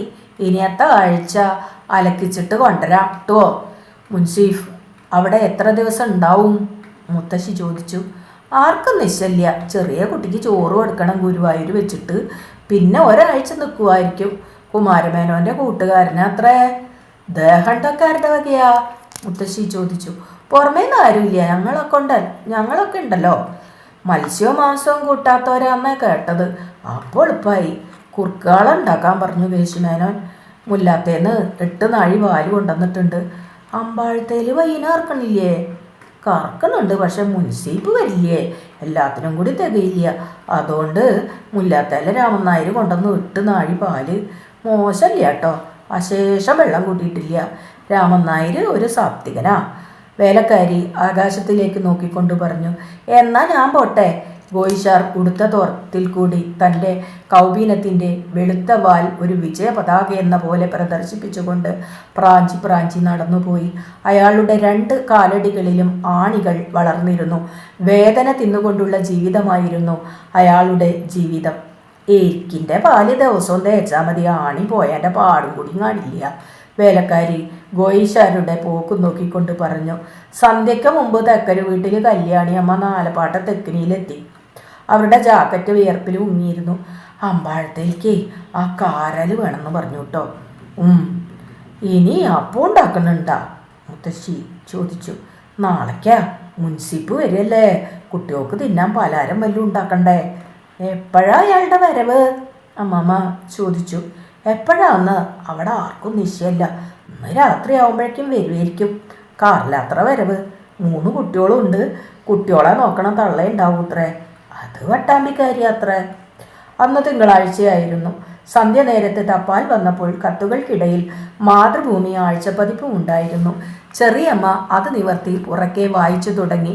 അപ്പോഴാണ് കാറിൻ്റെ പൊട്ടലും ചീറ്റലും ഞങ്ങൾ കേട്ടത്. മുൻസീപ്പ് വന്നു, ഞാൻ ആഹ്ലാദത്തോടെ വിളിച്ചു പറഞ്ഞു. പഠിക്കൽ പോയി നിന്നാൽ കാറിലുള്ളവരെ നല്ലവണ്ണം കാണാമെന്നു കരുതി ഞാൻ പടിപ്പുരയിലേക്ക് ഓടി. കമലേ, മടങ്ങി വരുമോ? അമ്മമ്മ കോപത്തോടെ വിളിച്ചു പറഞ്ഞു. ഞാൻ മടങ്ങി. കാർ അപ്പോഴേക്ക് അമ്പാഴത്തിൽ വീട്ടിലേക്ക് എത്തിക്കഴിഞ്ഞിരുന്നു. ഒരു കുട്ടിയെ ഞാൻ കണ്ടു, ഞാൻ പറഞ്ഞു. ഈ ഇരുട്ടത്തെ എങ്ങനെയാ കാറിൽ ഉള്ളിലിരിക്കണവരെ കാണാൻ സാധിക്കുക? അമ്മമ്മ ചോദിച്ചു. ആരാ കാറിൽ? അമ്മാമൻ അമ്മയോട് ചോദിച്ചു. മുൻസീഫാ, കുമാരമ്മേൻ്റെ പരിചയക്കാരനാ. ഭാര്യയും കുട്ടികളും ഒക്കെ കൂടെയുണ്ട്. അമ്പാഴത്തേൽ ഒരാഴ്ചയുടെ താമസവും ഉണ്ടാവും. മാലതി കുട്ടിയോട് എനിക്ക് അസൂയ തോന്നി. രാത്രിയാവുന്നത് വരെ മുൻസിഫിൻ്റെ മക്കളുമായി കളിക്കാമല്ലോ. ഒരു പക്ഷേ എന്നോടുള്ള സ്നേഹം ഈ പുതിയ മൈത്രി കാരണം അവസാനിച്ചേക്കാം. ഞാൻ എപ്പോഴാ പോണ്ടത് മുൻസിഫിനെ കാണാൻ? ഞാൻ അമ്മമ്മയോട് ചോദിച്ചു. മുൻസിഫിനെ കാണാൻ കമല പോണ്ട. അവർ നാട് വിടുന്നവരെ കമല അമ്പാഴത്തേൽ കളിക്കാനും പോണ്ട. എനിക്ക് കാണണ്ടേ ആ കുട്ടികളെ? വേണ്ട, ഞാൻ പോകും. ആമി മുൻസീഫിനെ കാണാൻ പോകുന്ന ശാഠ്യം പിടിക്കണു, ജ്യേഷ്ഠൻ പറഞ്ഞു. ഒരു മുൻസീഫിനെയും കാണാൻ അവൾ പോവില്ല. അവള് ഇവിടെ ഇരുന്നിട്ട് കളിക്കും. ആ കുട്ടികൾ ഇവിടെ വരികയാണെങ്കിൽ കളിക്കാം, അല്ലാണ്ട് അവിടെ പോണത് ശരിയല്ല, അമ്മമ്മ പറഞ്ഞു. അമ്പാഴത്തേലുള്ളവരെ കാണാനല്ലേ മുൻസിഫ് വന്നെടുക്കണു, കമലെ കാണാനല്ലല്ലോ, മുത്തശ്ശി പറഞ്ഞു. എല്ലാവരും എന്നെ നോക്കി പൊട്ടിച്ചിരിച്ചു. ചൊവ്വാഴ്ച അതിരാവിലെ കാറിൻ്റെ ശബ്ദം കേട്ടാണ് ഞാൻ ഉണർന്നത്. മുൻസിഫും കുടുംബവും ഗുരുവായൂർക്ക് പോവുകയാവുമെന്ന് മുത്തശ്ശി പറഞ്ഞു. വേലക്കാരി വേലിക്കൽ നിന്നുകൊണ്ട് കാറിലുള്ളവരെ തുറച്ചു നോക്കി. കാറ് പോയി കഴിഞ്ഞപ്പോൾ അവൾ പറഞ്ഞു, ആ കുട്ടികളുടെ അമ്മയെ കാണാൻ നല്ല ചേലുണ്ട്, വെളുത്ത് തടിച്ചിട്ട്. കഴുത്തിലുണ്ട് ഒരു മാങ്ങാമാല, 10 പാവട്ടാവും. നെറ്റീമല് ചോന്ന ചാന്തിൻ്റെ പൊട്ട്. എൻ്റെ മോന്തയ്ക്ക് നല്ലോണം നോക്കി. മുനിസീഫോ? അയാളും നോക്കിയോ? ഞാൻ ചോദിച്ചു. മെലിഞ്ഞോണ്ടൊരു മനുഷ്യൻ മുമ്പിലത്തെ സീറ്റിൽ ഇരിക്കണ്ടായിരുന്നു, അതായിരിക്കും മുനിസീപ്പ്. അയാളൊരു അരപ്രാണൻ. അരമണിക്കൂറിനുള്ളിൽ കാരോൽ മടങ്ങിയെത്തി. അവരൊക്കെ പോയി, മീനാക്ഷി അടുത്തി പറഞ്ഞു. ഇനി വരില്ലേ? വേലക്കാരി ചോദിച്ചു. ഇനി വരില്ല, അയാൾക്ക് ലീവില്ല അത്രേ. അയ്യോ, എനിക്കിനി അവരെ കാണാൻ സാധിക്കില്ലല്ലോ, ഞാൻ ഗദ്ഗതത്തോടെ പറഞ്ഞു. കമൽക്ക് ഭ്രാന്താ, അമ്മമ്മ ചിരിച്ചുകൊണ്ട് പറഞ്ഞു. അന്ന് പുന്നയൂർക്കുളത്തെ സാംസ്കാരിക സാമ്രാജ്യത്തിൻ്റെ ചക്രവർത്തിനി തീർച്ചയായും എഴിക്കോട്ടയിൽ കാർത്യായനി ടീച്ചറായിരുന്നു. MT വാസുദേവൻ നായർ എന്ന് പിന്നീട് അറിയപ്പെട്ട വാസു തൻ്റെ അമ്മയുടെ മുല പിടിക്കുന്ന കാലം. ചക്രവർത്തിനിയായ ടീച്ചർ 3-ാം ക്ലാസ്സിലെ ടീച്ചറായിരുന്നു. പക്ഷെ എല്ലാ ക്ലാസ്സിലെയും പെൺകുട്ടികൾ കൈകൊട്ടിക്കളിയിലും കോലാട്ടത്തിലും അവരുടെ ശിഷ്യകളായിരുന്നു. രാമവർമ്മരാജ എലിമെൻ്ററി സ്കൂളിൻ്റെ വടക്കേ മുറ്റത്ത് കുട്ടികളെ ചുറ്റും നിർത്തിയിട്ട് ടീച്ചർ ഉറക്കെ പാടി, ബാലകൃഷ്ണൻ ചെയ്ത ലീലയെ പാരടി സഖി, പാരടി സഖി അന്ത കുരടി സഖി. പെൺകുട്ടികൾ മാധുര്യമുള്ള സ്വരങ്ങളിൽ ഏറ്റുപാടി. രണ്ടാമത്തെ വരിയുടെ അർത്ഥം നിഗൂഢമായിരുന്നു. പാട്ട് കേട്ട് സ്കൂളും പരിസരവും അമ്പരന്നു. കണക്ക് പഠിപ്പിക്കുന്ന ഹെഡ് മാസ്റ്റർ ചാമി അയ്യരും ഇംഗ്ലീഷ് പഠിപ്പിക്കുന്ന എലച്ചാർ ടീച്ചറും ഭൂമിശാസ്ത്രം പഠിപ്പിക്കുന്ന താച്ചു മാസ്റ്ററും ചരിത്രം പഠിപ്പിക്കുന്ന സുകുമാരൻ മാസ്റ്ററും മലയാളം പഠിപ്പിക്കുന്ന നമ്പിടി മാസ്റ്ററും നെയ്ത്ത് പഠിപ്പിക്കുന്ന പീറ്റർ മാസ്റ്ററും പെട്ടെന്ന് മൗനം അവലംബിച്ചു. പാരടി സഖി അന്ത കൂരടി സഖി എന്ന വരി അവരെയും ചിന്താക്കുഴപ്പത്തിലെത്തിച്ചു. കാർത്യായനി ടീച്ചറുടെ ചുറ്റും എല്ലായ്പ്പോഴും മുഖസ്തുതിക്കാരുണ്ടായിരുന്നു. മറ്റുള്ളവരുടെ അസാൻമാർഗിക ജീവിത രീതികളെപ്പറ്റി ചർച്ച ചെയ്യുവാൻ ഔത്സുക്യം കാണിക്കുന്ന പെൺകിടാങ്ങൾ. ധാർമ്മിക രോഷത്തിൻ്റെ ഒരു ഋതുകാലമായിരുന്നു അത്. ടീച്ചർ എല്ലാ നീതിമേളകളുടെയും സ്ഥിരം അധ്യാപികയും. ടീച്ചർ പുള്ളിസാരികളാണ് ഉടുത്തിരുന്നത്. എണ്ണ തേച്ച് ചുരുണ്ട മുടി ഒരു ചരടുകൊണ്ട് അലസമായി കെട്ടി, കണ്ണെഴുതി, റോസ് വർണ്ണത്തിലുള്ള സിന്ദൂരപ്പൊട്ടും കുത്തി, വെറ്റില മുറുക്കാൻ ചുവന്ന പല്ലുകൾ ഇടയ്ക്കിടയ്ക്ക് മനമില്ലാ മനസ്സോടെ വെളിപ്പെടുത്തിക്കൊണ്ട് ടീച്ചർ നടക്കുന്നത് ഒരാനച്ചന്തത്തോടെയായിരുന്നു. അസാമാന്യമായ തലയെടുപ്പ്. വാർഷികാഘോഷങ്ങൾക്ക് ടീച്ചർ തൻ്റെ മനോധർമ്മത്താൽ രൂപം നൽകി. പാട്ടുകളുടെ നൃത്താവിഷ്കരണത്തിൽ ടീച്ചർ അത്യധികം താൽപ്പര്യം പ്രകടിപ്പിച്ചു. അത്തരം ഇനങ്ങൾ കയ്യടി സമ്പാദിക്കുകയും ചെയ്തു. ഒരു വാർഷികത്തിൽ ടീച്ചർ പഠിപ്പിച്ചു കൊടുത്ത പാട്ടും പാടി സമ്മേളനാദ്യത്തിൽ ഒരു ചുവന്ന പാവാടക്കാരി മുഖമാകെ പൗഡറു തേച്ചുകൊണ്ട് അരങ്ങിലെത്തി. വന്ദനീയനായൊരധ്യക്ഷനും ഇന്നിവിടെ കൂടിയവർക്കെല്ലാവർക്കുമേ നമസ്കാരം പറഞ്ഞുകൊണ്ടാണ് പെൺകോലം ആടിയത്. കർട്ടൻ്റെ പിന്നിൽ നിന്ന് ഇടയ്ക്കിടയ്ക്ക് ഉത്കണ്ഠയോട് പുറത്തേക്ക് തലയിട്ടുകൊണ്ട് ടീച്ചർ ആ നൃത്തത്തിൻ്റെ മേൽനോട്ടം വഹിച്ചു. എന്നെങ്കിലും ഒരിക്കൽ മുഖത്ത് പൗഡറും പൂശി അത്തരത്തിലൊരു സഭാവന്ദനം നടത്തുവാൻ ഞാനും ആശിച്ചു. ടീച്ചറുടെ കാരുണ്യമുണ്ടെങ്കിൽ ഞാനും ഒരു കലാകാരിയായി രൂപാന്തരപ്പെടുമെന്ന് എനിക്ക് വിശ്വാസമുണ്ടായിരുന്നു. കലാപരിപാടികളെപ്പറ്റി അമ്മാമ്മനോട് സംസാരിച്ചു കഴിഞ്ഞപ്പോൾ അദ്ദേഹം പറഞ്ഞു, ആ കവിത ഒന്നുകൂടി പാട്, ഞാനൊന്ന് കേൾക്കട്ടെ. ബാലകൃഷ്ണൻ ചെയ്ത ലീലയെ പാരടി സഖി, പാരടി സഖി അന്തകുരടി സഖി. മോശം മോശം, ഇങ്ങനെയുള്ള വിഡ്ഢിപ്പാട്ടുകളൊന്നും കുട്ടികളെ കൊണ്ട് പാടിക്കരുതെന്ന് ചാമി അയ്യരോട് പറഞ്ഞേക്കാം. അയ്യോ, എന്നാ ടീച്ചർ അടിക്കും. ആഴിക്കോട്ടല്ല കാർത്യായനിയോ? നീ അടിക്കേ? അത് ഞാനൊന്ന് കാണട്ടെ. പിന്നീട് കാർത്യായനി ടീച്ചർ പരിവാരങ്ങളുമായി പടിക്കപ്പുറമുള്ള വഴിയിൽ കൂടി നീങ്ങുമ്പോഴൊക്കെ ഞാൻ ഭയന്ന് തെക്കിനിയിൽ ഒളിക്കാറുണ്ടായിരുന്നു. അമ്മാമൻ അവരെ അകത്തേക്ക് വിളിച്ച് പാട്ടിനെ പറ്റി സംസാരിച്ചാൽ അവർ എൻ്റെ ശത്രുവായി മാറുമെന്ന് ഞാൻ ഭയന്നു. പക്ഷേ അമ്മാമൻ ഒരിക്കലും അവരെ അകത്തേക്ക് വിളിച്ചില്ല. വാർഷിക ആഘോഷങ്ങളിൽ തമിഴ് ചേർന്ന മലയാള കവിതകൾ പാടുന്നത് ശരിയല്ലെന്ന് അമ്മാമൻ ഹെഡ് മാസ്റ്ററോട് പറഞ്ഞു.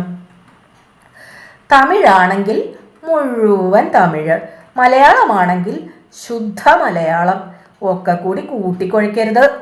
അന്ന് മുതൽക്കാണ് വള്ളത്തോളിൻ്റെയും ആശാൻ്റെയും ചങ്ങമ്പുഴയുടെയും രചനകൾ പുന്നയൂർക്കുളത്ത് കുട്ടികൾ പാടി തുടങ്ങിയത്. ഒരു സാംസ്കാരിക വിപ്ലവം തന്നെയാണ് അന്ന് ആ ഗ്രാമത്തിൽ ആരംഭിക്കപ്പെട്ടത്. ആയിടയ്ക്കാണ് ഓം പരബ്രഹ്മോദയ നാടക സമിതിയുടെ യാചകി എന്ന നാടകം പുന്നയൂർക്കുളത്ത് അരങ്ങേറിയത്. സ്കൂളിൻ്റെ വടക്ക് വശത്ത് ഒഴിഞ്ഞുകിടന്നിരുന്ന അമ്പാഴത്തേൽക്കാരുടെ പറമ്പിലാണ് ഒരു താൽക്കാലിക സ്റ്റേജ് ഉയർന്നത്. നാടകം തുടങ്ങുന്നതിൻ്റെ തലേ ദിവസം തന്നെ ആ പറമ്പിൽ ഹൽവ, പഴം, നിറം കലക്കിയ സർബത്തുകൾ മുതലായ വസ്തുക്കൾ പ്രദർശിപ്പിക്കപ്പെട്ടു. ഏറ്റവും മികച്ച സീറ്റിന് അന്ന് 1 രൂപയായിരുന്നു വില. അത്തരം ഒരു സീറ്റിൽ ഞാൻ ജ്യേഷ്ഠനും അമ്മയ്ക്കും നടുവിൽ മിടിക്കുന്ന ഹൃദയത്തോടെ ഇരുന്നു, കർട്ടൻ ഉയരുവാൻ കാത്തുകൊണ്ട്. ആദ്യമായി ഒരു ഗാനം. ഓം പരബ്രഹ്മോദയ നാടക സമിതി. ഹാ, എത്ര മനോഹരമായ പേര്! ആ പേര് തന്നെ ഒരു ഗാനമായിരുന്നു. ഈശ്വരവന്ദനയ്ക്ക് ശേഷം കർട്ടൻ ഉയർന്നു. മുഖത്താകെ വെളുത്ത ചായം തേച്ച് കവിളുകൾ ചുവപ്പിച്ച് അരയിൽ പഴംതുണികൾ ചുറ്റിക്കൊണ്ട് താടിക്കാരനായ ഒരു യാചകൻ പ്രത്യക്ഷപ്പെട്ടു. കൂടെ ഒരു പെൺകുട്ടിയും. അയാൾ ഞങ്ങളെ നോക്കി ദയനീയ സ്വരത്തിൽ പാടി, യാചകരിൽ യാചകരാം യാചകർ ഞങ്ങൾ, ഓ യാചകരിൽ യാചകരാം യാചകർ ഞങ്ങൾ. ഞാൻ തേങ്ങി കരഞ്ഞു തുടങ്ങി. നാടകമല്ലേ, ഇപ്പൊ തന്നെ കരഞ്ഞു തുടങ്ങിയാലോ? എന്താ കമലേത്? അമ്മമ്മ പിറുപിറുത്തു. ഈ ആമിയെ നാടകത്തിന് കൊണ്ടുവരേണ്ടിയിരുന്നില്ല, ജ്യേഷ്ഠൻ പറഞ്ഞു. ഞാൻ ഫ്രോക്കിൻ്റെ അറ്റം കൊണ്ട് കണ്ണുനീർ തുടച്ചു. പ്രോത്സാഹനം ലഭിച്ചെന്ന മട്ടിൽ യാചകൻ തൻ്റെ ജീവിതകഥ വിവരിച്ചു തുടങ്ങി. തൻ്റെ മകൾക്ക് താനല്ലാതെ ഈ ലോകത്തിൽ മറ്റാരും ആശ്രയത്തിനില്ല എന്നയാൾ പറഞ്ഞു. പെൺകുട്ടിയുമ വിട്ടാതെ ഞങ്ങളെ നോക്കി. പെൺകുട്ടിയുടെ പാവാടയുടെ വക്ക് കീറിപ്പൊളിഞ്ഞു കാണപ്പെട്ടു. പക്ഷേ അവളുടെ ചുണ്ടിൽ ചുവന്ന ലിപ്സ്റ്റിക് ഉണ്ടായിരുന്നു, മുഖത്ത് പൗഡറും. ഒരു പയ്യൻ എള്ളുണ്ട വിൽക്കുവാൻ ഞങ്ങളുടെ അടുത്തു വന്നെത്തി. എനിക്കത് തിന്നുവാൻ ആഗ്രഹം തോന്നി. ഛേ, ഇതൊക്കെ വാങ്ങി തിന്നാൻ കമലയ്ക്ക് തോന്നണൂലോ. അത്ഭുതം തന്നെ, അമ്മമ്മ നീരസത്തോടെ പറഞ്ഞു. നാളെ നമുക്ക് എള്ളുണ്ട ഉണ്ടാക്കാം, പോരെ? ഞാൻ തലകുലുക്കി. അമ്മമ്മയ്ക്ക് നാടകം കാണുന്നതിലും താല്പര്യം തൻ്റെ ചുറ്റും നോക്കി കാണികളിൽ പരിചയമുള്ളവരോട് ചിരിക്കാനായിരുന്നു. എലിയങ്ങാട്ടിൽ തമ്പുരാട്ടിമാരോടും പാലിശ്ശേരി അമ്മു അമ്മയോടും കോലിയത്ത് ലക്ഷ്മിക്കുട്ടി അമ്മയോടും അമ്മമ്മ അവരെ കണ്ടതിലുള്ള തൻ്റെ സന്തോഷം ഒരു പുഞ്ചിരിയാൽ അറിയിച്ചു. ശരിക്കൊരു കല്യാണത്തിന് പോയ പോലെ അല്ല കമലേ? എല്ലാവരെയും കാണാൻ സാധിച്ചു. വാസ്തവത്തിൽ എൻ്റെ ജ്യേഷ്ഠൻ മാത്രമേ നാടകം നോക്കിക്കണ്ടിരുന്നുള്ളൂ. കാണികളിൽ 3/4 പേരും അന്യോന്യം സംസാരിച്ചു കൊണ്ടിരുന്നു. ഇടയ്ക്കിടയ്ക്ക് അപ്പുണ്ണി, സുശീലേ, മണി എന്നൊക്കെ വിളിച്ചുകൊണ്ട് ചില സ്ത്രീകൾ എഴുന്നേറ്റ് ഉലാത്തിക്കൊണ്ടുവരുന്നു. കാർത്യായനി ടീച്ചറും 1 രൂപ ടിക്കറ്റിൻ്റെ വരിയിൽ ഇരുന്നിരുന്നു. നിലത്ത് വെറും പൂഴിമണ്ണിൽ ഇരുന്നിരുന്നവർ തറ ടിക്കറ്റുകാരായിരുന്നു. അവരിൽ ചിലർ മണ്ണിൽ ചെരിഞ്ഞ് കിടന്നുറങ്ങുന്നുണ്ടായിരുന്നു. സ്റ്റേജിൽ ഗാനാലാപം തുടങ്ങുമ്പോൾ മാത്രം ഉറങ്ങുന്നവർ ഞെട്ടി എഴുന്നേറ്റ് തപ്പി പിടിച്ച് എഴുന്നേറ്റിരുന്നു. തലതിരിക്കുമ്പോഴൊക്കെ അവരുടെ കണ്ണുകളിൽ പെട്രോമാക്സിൻ്റെ പ്രതിഫലനം കാണാമായിരുന്നു. പെട്രോമാക്സിൽ നിന്ന് സർപ്പത്തിൻ്റേതെന്ന പോലെ ഒരു ഊത്ത് കേൾക്കാമായിരുന്നു. ഇടയ്ക്കിടയ്ക്ക് ഒരു വെളുത്ത ഷർട്ട് ധരിച്ച മനുഷ്യൻ ഒരു സ്റ്റൂളിൽ കയറി ആ വിളക്ക് പമ്പ് ചെയ്തുകൊണ്ടിരുന്നു. ചിലപ്പോൾ ഈ പെട്രോമാക്സ് പൊട്ടിത്തെറിക്കും, ബോംബിടണ പോലെയാ പൊട്ടുക. തോമാസ് മാഷ് എന്നറിയപ്പെടുന്ന ഒരു മീശക്കാരൻ നിഷ്കളങ്കമായ ഒരു പുഞ്ചിരി പൊതുജനത്തിന് സമ്മാനിച്ചു കൊണ്ട് പറഞ്ഞു. അങ്കമാലിയിൽ അങ്ങനെ ഒരു സംഭവം ഉണ്ടായി, 41 ആൾ മരിച്ചു, തോമാസ് മാഷ് വിശദീകരിച്ചു. പുഞ്ചിരി വെട്ടിത്തിളങ്ങി. എൻ്റെ പിന്നിൽ ഇരുന്നിരുന്ന ഒരു സ്ത്രീ എഴുന്നേറ്റു. ഞാൻ പോവാണ്, എനിക്ക് നാടകവും കണ്ട ഒന്നും കണ്ട, ഇതങ്ങാൻ പൊട്ടിത്തെറിച്ചെക്കണ്ട ജനമൊക്കെ ചാവില്ലേ? ഇരിക്കും അമ്മണി അടുത്തിയേ, ജനിച്ചാ ഒരിക്കൽ ചാവണ്ടേ? ഇങ്ങനെ പേടിച്ചാലോ? നാടകം കാണാൻ ഉറുപ്പിയുടെ കാശ് കൊടുത്തില്ലേ? എല്ലാവരുടെയും പിന്നിൽ നാടക കമ്പനിക്കാരുടെ പ്രതിനിധികൾ നിന്നിരുന്നു. അവർ ഇടയ്ക്കിടയ്ക്ക് ഇഷ് ഇഷ് എന്ന് ശബ്ദിച്ചു കൊണ്ടിരുന്നു. കാശ് കൊടുക്കാതെ നാടകം കാണാൻ പറമ്പിലും മാവിൻകൊമ്പത്തും നിൽക്കുന്നവരെ വരട്ടി ഓടിക്കലും അവരുടെ ചുമതലയായിരുന്നു. അതുകൊണ്ട് ഇടയ്ക്കിടയ്ക്ക് അവർ ഇരുട്ടിൽ തപ്പിയും പരതിയും നീങ്ങി. അടിയുടെ ശബ്ദം ഞാൻ ഒരിക്കൽ കേട്ടു. പൂടിച്ച് കൊണ്ടിലിടൂ, ഒരാളുടെ പരുത്ത സ്വരം. ആ നിമിഷത്തിലാണ് കാണികളുടെ ഇടയിൽ നിന്ന് ഒരു മർമ്മരം ഉയർന്നത്. സിയാർ വരുന്നു. സിയാർ. ഞാൻ തിരിഞ്ഞു നോക്കി. കല്ലൂർ കോട്ടയിൽ കൊച്ചുണ്ണി നായർ തൻ്റെ കുടുംബാംഗങ്ങളും റാന്തലുകൾ എടുത്ത പരിചാരകരുമായി വന്നെത്തിയിരിക്കുന്നു. വരയുള്ള ഷർട്ട്, ഡബിൾ മുണ്ട്, നീണ്ട വേഷ്ടി, സ്ഥൂല ശരീരം, കൺകോണുകളിൽ പുഞ്ചിരി. തുടങ്ങിയിട്ടേ ഉള്ളൂ, ഇവിടത്തേക്ക് വേണ്ടി രണ്ടാമതും തുടങ്ങാൻ പറയണ? ഏയ് വേണ്ട. പുതിയ കസേരകൾ അണിനിരന്നു. അദ്ദേഹത്തിൻ്റെ സഹോദരിമാരും മൂത്ത സഹോദരിയുടെ മക്കളിൽ ഒരാളായ ഭാനുവും വന്നിരുന്നു. ഭാനു എൻ്റെ സ്നേഹിതയായിരുന്നു. എല്ലാവരും ഉണ്ട്, അമ്മമ്മ പറഞ്ഞു. കല്ലൂർക്കാട്ടേന്ന് ആരും വരാത്തത് എന്താ എന്ന് ഞാൻ നിരീക്കുന്നതായിരുന്നു. അപ്പോൾ കല്ലൂർക്കാട്ടേന്ന് വന്നു. കുട്ടപ്പ മേനോനും ലക്ഷ്മിക്കുട്ടിയമ്മയും കുട്ടികളും ഉണ്ട്, പാലിശ്ശേരിക്കാരും ഉണ്ട്, മണിയമ്മേനുണ്ട്, കാളത്തിങ്കക്കാരുണ്ട്, എല്ലാവരും ഉണ്ട്. ഡോക്ടർ കുമാരനും ഉണ്ട്. അമ്മമ്മ സന്തോഷവതിയായി കാണപ്പെട്ടു. നാടകം അവർ ശ്രദ്ധിക്കുന്നുണ്ടായിരുന്നില്ല. അതുകൊണ്ട് അവർക്ക് അതിലെ നടീനടന്മാരോടൊപ്പം ദുഃഖിക്കേണ്ടി വന്നതുമില്ല. നാലപ്പാട്ടേക്ക് മടങ്ങിയെത്തിയപ്പോഴാണ് വിപ്പുകാരൻ ശങ്കരൻ പറഞ്ഞത്, അയാളും നാടകം കണ്ടു എന്ന്. ഞാൻ ഈ സ്കൂളിൻ്റെ മതിലുമ കയറിയിരിക്കുകയായിരുന്നു, നല്ലോണം കണ്ടു. ആ പാട്ട് ശങ്കരന് ഇഷ്ടായോ? യാചകരിൽ യാചകരാ, യാചകർ നമ്മൾ. പാട്ടൊന്നും എനിക്ക് ഓർമ്മയില്ല കുട്ടിയെ. ആ പെൺകുട്ടിയെ കാണാൻ നല്ല ചേലുണ്ട്. നാലപ്പാട്ടെ പറമ്പിൻ്റെ പടിഞ്ഞാറേ അതിർത്തിയിൽ ഒരു പാല വളർന്നു നിന്നിരുന്നു. അതിൻ്റെ കീഴിൽ നിന്നാൽ വെളുത്തേടത്ത് ലക്ഷ്മിക്കുട്ടിയുടെ ചുണ്ണാമ്പ് തേക്കാത്ത വീടും ചാരം കലക്കിയ വെള്ളത്തിൽ തുണി അലക്കുമ്പോൾ ഉയരുന്ന പുകയും കാണാം. ഒന്നുകൂടി ശ്രദ്ധിച്ചു നോക്കിയാൽ കോലായിൽ ഇരുന്ന് കൊത്തങ്കല്ല് അമ്മാനമാടുന്ന ബാലയെയും കാണാം. ബാല ലക്ഷ്മിക്കുട്ടിയുടെ മകളാണ്. അവൾ തുണി അലക്കുന്നതിൽ തൻ്റെ അമ്മയെ സഹായിക്കുവാൻ താല്പര്യം പ്രകടിപ്പിച്ചതേയില്ല. അവൾക്ക് പാട്ട് പഠിക്കുവാനായിരുന്നു ആഗ്രഹം. കണ്ണു കാണാത്ത കുട്ടപ്പൻ ഭാഗവതർ നാലപ്പാട്ട് വന്ന് പാടുമ്പോൾ ബാല ഓടിയെത്താറുണ്ടായിരുന്നു. ഗുരുവായൂരെ നടക്കിൽ നിന്ന് ഒരിക്കൽ അവൾ ഒരു പാട്ട് പുസ്തകം മേടിച്ചു. അവൾക്ക് ഈത്തപ്പഴവും കുപ്പിവളയും ചീട്ടിശീലയും വാങ്ങിക്കൊടുക്കാൻ ലക്ഷ്മിക്കുട്ടി തയ്യാറായിരുന്നു. എന്നിട്ടും പാട്ടുപുസ്തകം മാത്രം വാങ്ങി ബാല സംതൃപ്തിയോടെ വീട്ടിലേക്ക് മടങ്ങി. ലക്ഷ്മിക്കുട്ടി എല്ലാ മാസവും 1-ാം തീയതി ഗുരുവായൂർക്ക് പോവാറുണ്ടായിരുന്നു. വിശേഷ ദിവസങ്ങളിലും അവർ ക്ഷേത്ര ദർശനം നടത്തി. അവരും എൻ്റെ അമ്മമ്മയെപ്പോലെ ഒരു കൃഷ്ണഭക്തിയായിരുന്നു. എൻ്റെ അമ്മമ്മ ഒരിക്കലും വിശേഷ ദിവസങ്ങളിൽ ഗുരുവായൂർക്ക് പോയില്ല. തിക്കും തിരക്കും സഹിക്കാൻ വയ്യ എന്ന് അവർ പറയാറുണ്ടായിരുന്നു. ഏകാശിക്ക് നല്ല പുരുഷാരുണ്ടായിരുന്നോ ലക്ഷ്മിക്കുട്ടിയെ? അവർ ചോദിക്കും. പുരുഷാരെന്ന് വെച്ചാലോ, ഇങ്ങനെ ഉണ്ടോ ഒരു പുരുഷാരോ? തൂശി കുത്താൻ പഴുതുണ്ടായിരുന്നില്ല. പെണ്ണിനെ എടുത്ത് ജോലിലിട്ടു, ഇല്ലെങ്കിൽ അതിനെ ചവിട്ടി തേച്ചർന്നു, ലക്ഷ്മിക്കുട്ടി പറഞ്ഞു. നീലവും കഞ്ഞിയും കലർത്തി അലക്കിയ തുണികളുടെ ദാവള്യം അവരുടെ പുഞ്ചിരിക്കുമുണ്ടായിരുന്നു. ലക്ഷ്മിക്കുട്ടി ഗുരുവായൂർക്ക് പോകുമ്പോൾ കൂട്ടിനായി നാലപ്പാട്ട ഏതെങ്കിലും ഒരു വേലക്കാരിയെ കൊണ്ടുപോകും. അത് മിക്കവാറും ദേവകിയായിരിക്കും.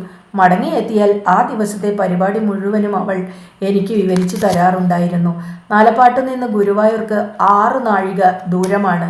പകുതി വഴി നടന്നാൽ കല്ലായ്മനക്കാരുടെ കുളം കാണാം. അതിലിറങ്ങി കാലും മുഖവും കഴുകിയാണ് വീണ്ടും യാത്ര തുടങ്ങുക. ചിലപ്പോൾ ഭാഗ്യമുണ്ടെങ്കിൽ വല്ലവരും ഇളനീരോ മോരിൻ വെള്ളമോ കുടിക്കാൻ കൊടുക്കും. ക്ഷേത്ര ദർശനം കഴിഞ്ഞാൽ നേരെ നടക്കിലെത്തും. ഹോട്ടൽ ദ കൃഷ്ണ എന്ന സ്ഥാപനത്തിലെത്തി ചായ, വട, ദോശ, സുഖിയൻ, മുതലായവയൊക്കെ ഭക്ഷിക്കും. പിന്നീടാണ് ഷോപ്പിംഗ് നടത്തുക. വള, തുണി, മുറുക്ക്, പൊരി, ഈന്തപ്പഴം മുതലായവയൊക്കെ വാങ്ങിക്കൂട്ടും. ഇതെല്ലാം ഗാന്ധിജിയുടെ ചിത്രമുള്ള ചാക്കു സഞ്ചിയിലാക്കി തൂക്കി പിടിച്ചുകൊണ്ടാണ് മടക്കയാത്ര. വയലത്തൂര് കഴിഞ്ഞപ്പോൾ എൻ്റെ അമ്മയും ദേവകി അടുത്ത് തെങ്ങിൻ്റെ കടക്കലിരുന്ന് മൂത്രം മുത്തി, ബാല പറഞ്ഞു. അമ്മമ്മ ഗുരുവായൂർക്ക് വഞ്ചിയിലായിരുന്നു യാത്ര ചെയ്തിരുന്നത്. നേരം വെളുക്കുന്നതിന് മുമ്പ് ഞങ്ങൾ ഒരു ഘോഷയാത്ര പോലെ കടവിലേക്ക് നടക്കും. മുമ്പിൽ ചൂട്ടും വീശിക്കൊണ്ട് മാമ്പുള്ളി കൃഷ്ണൻ, തൊട്ടുപിന്നിൽ കൃഷ്ണൻ്റെ ഭാര്യ വള്ളി, അവർക്കും പിന്നിൽ വല്ലവരുടെയും ചുമലിൽ യാത്ര ചെയ്തുകൊണ്ട് ഞാൻ, എൻ്റെ പിന്നിൽ അമ്മമ്മ, അമ്മമ്മയുടെ പിന്നിൽ റാന്തലും തൂക്കിക്കൊണ്ടൊരു വേലക്കാരി. കടവിൻ്റെ തീരത്ത് കൊതിപ്പുല്ലും കൈതയും വളർന്നു നിന്നിരുന്നു. അവയ്ക്കിടയിൽ നിന്ന് ചീവീടുകളുടെ ക്രേ ക്രേ എന്ന യാന്ത്രിക കരച്ചിൽ ഇടവിടാതെ ഉയർന്നു. ഇടയ്ക്ക് ഒരു തവള തൻ്റെ വിളർത്ത കാൽ നിവർത്തിക്കൊണ്ട് മുന്നോട്ടു ചാടി. തോണി തുഴയുന്ന കേളുവിൻ്റെ ചുണ്ടുകൾ 2 വശത്തും പൊട്ടിപ്പിളർന്ന് കാണപ്പെട്ടു. അതെന്താ അങ്ങനെ? ഞാൻ ദേവകിയോട് ചോദിച്ചു. കേളുവിന് വാപ്പുണ്ണ, അവൾ പറഞ്ഞു. എനിക്ക് വായ്പുണ്ണ് കിട്ടുമോ ആയ? ഞാൻ ചോദിച്ചു.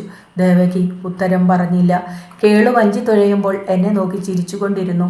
ഞാൻ നടുവിലത്തെ പടിയിൽ ദേവകിയുടെ അടുത്തായിരുന്നു. വഞ്ചിയിൽ മെത്തപ്പായി നിവർത്തി അതിൽ മുണ്ട് വിരിച്ച് അമ്മമ്മ കിടന്നു. ഒരിക്കൽ അമ്മമ്മ വെള്ളത്തിലേക്ക് കുനിഞ്ഞുകൊണ്ട് ഛർദ്ദിച്ചു. മറ്റൊരിക്കൽ വെള്ളത്തിൽ നിന്ന് ഒരു ആമ്പൽപ്പൂവ് അമ്മമ്മ എനിക്കായി പറിച്ചു തന്നു. ആമ്പൽപ്പൂവിൻ്റെ തണ്ടുകൊണ്ടൊരു മാല ഉണ്ടാക്കാൻ തനിക്കറിയാമെന്ന് ദേവകി പറഞ്ഞു. ഗുരുവായൂരിലെത്തി അവിടെയുള്ള ഭഗവതി ക്ഷേത്രത്തിൻ്റെ കുളത്തിൽ കുളിക്കുന്നതായി ഞാൻ ഓർമ്മിക്കുന്നു.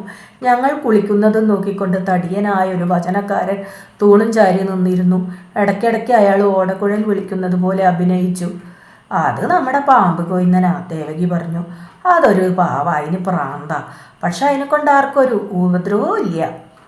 വഴിപാടും കഴിഞ്ഞാൽ ഉടനെ ഞങ്ങൾ അച്ഛൻ്റെ വീട്ടിലേക്ക് മടങ്ങും. ഹോട്ടൽ ദി കൃഷ്ണയിൽ കയറുവാൻ ഞാൻ അമ്മമ്മയെ നിർബന്ധിക്കും. പക്ഷെ നീരസത്തോടെ അവർ എൻ്റെ കൈ വലിച്ചുകൊണ്ട് മമ്മിയൂർ ക്ഷേത്രത്തിലേക്കുള്ള ചുവന്ന പാതയിലേക്ക് ഇറങ്ങും. അച്ഛൻ്റെ തറവാടായ വാടേക്കര വീട്ടിൽ കാട്ടുമുല്ലയും 4 മണിപ്പൂക്കളും ശംഖുപുഷ്പവും വളർന്നു നിന്നിരുന്നു. പടി കയറിയാൽ ഉടനെ കാണുന്നത് ഒരു ബദാം മരത്തെയാണ്. ഞങ്ങൾ ചെന്നാൽ ഉടനെ തന്നെ അച്ഛൻ്റെ പെങ്ങൾ ഞങ്ങൾക്ക് ഇഡ്ഡലിയും ചായയും തന്ന് സൽക്കരിക്കും. ഭക്ഷണം കഴിഞ്ഞ് സ്ത്രീകളെ അകത്തെ തളത്തിൽ വിട്ട് ഞാൻ ഉമ്മറത്തേക്ക് എത്തുമ്പോൾ ചേമ്പൻ എന്ന ഓമന പേരുള്ള ഒരു വൃദ്ധൻ എന്നെ ചിത്രരചന പഠിപ്പിക്കുവാൻ തയ്യാറാവും. കരിയും കരവും വരയ്ക്കാൻ പഠിച്ചാലൊക്കെ പഠിഞ്ഞു, അദ്ദേഹം പറഞ്ഞു.